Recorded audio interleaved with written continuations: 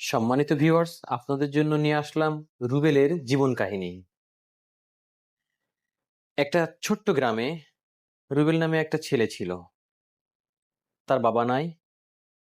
মা দিনের পর দিন মানুষের বাসায় কাজ করে রুবেলকে লেখাপড়া করাতো।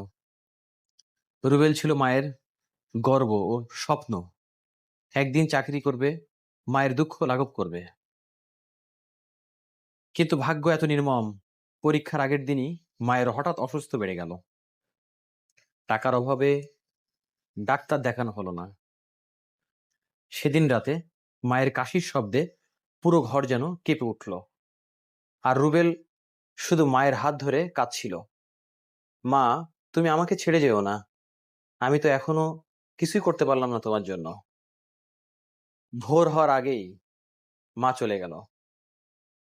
রুবেল নিঃশব্দে মায়ের নিথর শরীর আঁকড়ে ধরে রাখলো। গ্রামের মানুষজন আসলো তার চোখের পানি মুছতে, কিন্তু রুবেলের চোখে তখন পানি থামছিল না। সে পরীক্ষা আর বসতে পারলো না, পরীক্ষা দিতে পারলো না। মায়ের স্বপ্ন ভেঙে গেল। পরে তখন তাকে অনেকে জিজ্ঞাসা করলো, তুমি আর পড়ালেখা চালালে না কেন? রুবেল শুধু ফিসফিস করে বলল,